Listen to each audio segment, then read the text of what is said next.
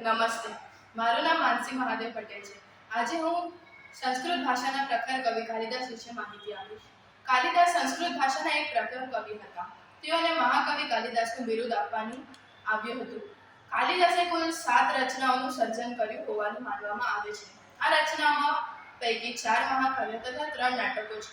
તેમની રચનાઓમાં મેઘદૂતમ, ઋતુસંહારમ, કુમાર સંભવમ અને રઘુવંશમ એ 4 મહાકાવ્યો છે અને અભિજ્ઞાન શાકુંતલમ, વિક્રમોર્વશિયમ તથા માલવિઘ્નમિત્રમ નાટકો સૌથી વધુ જાણીતી રચનાઓ છે।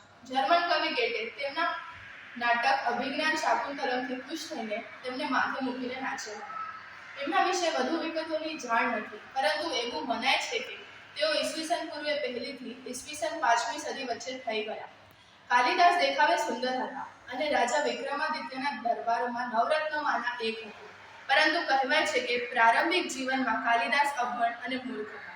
કાલિદાસના લગ્ન વિદ્યોતમા નામની રાજકુમારી સાથે થયા હતા। એમ કહેવાય છે કે વિદ્યોતમા પ્રતિજ્ઞા કરી હતી, જે કોઈ તેણીને શાસ્ત્રાર્થમાં હરાવી દેશે તો તે તેણી સાથે વિવાહ કરશે। જ્યારે વિદ્યોતમાને શાસ્ત્રાર્થમાં બધા વિદ્વાનોને હરાવી દીધા તો અપમાનથી દુઃખી કેટલાક વિદ્વાનોએ કાલિદાસ સાથે તેણીને શાસ્ત્રાર્થ કરાવ્યો। વિદ્યોતમા મૌન શબ્દમાં ગૂઢ પ્રશ્ન પૂછતી હતી, જેના કાલિદાસ પોતાના બુદ્ધિથી મૌન સંકેતો વડે જવાબ આપતા હતા। વિદ્યોતમાને એવું લાગ્યું હતું કે કાલિદાસ ગૂઢ પ્રશ્નના ગૂઢ જવાબ આપી રહ્યા છે।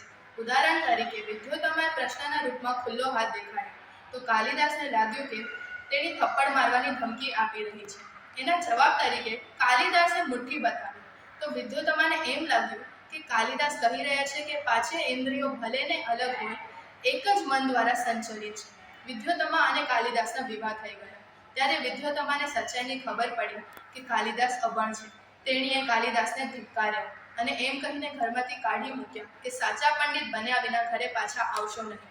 કાલિદાસ સાચા હૃદયથી કાળકા માતાની આરાધના કરી અને એમના આશીર્વાદ લઈને તેઓ જ્ઞાની અને ધનવાન બની ગયા।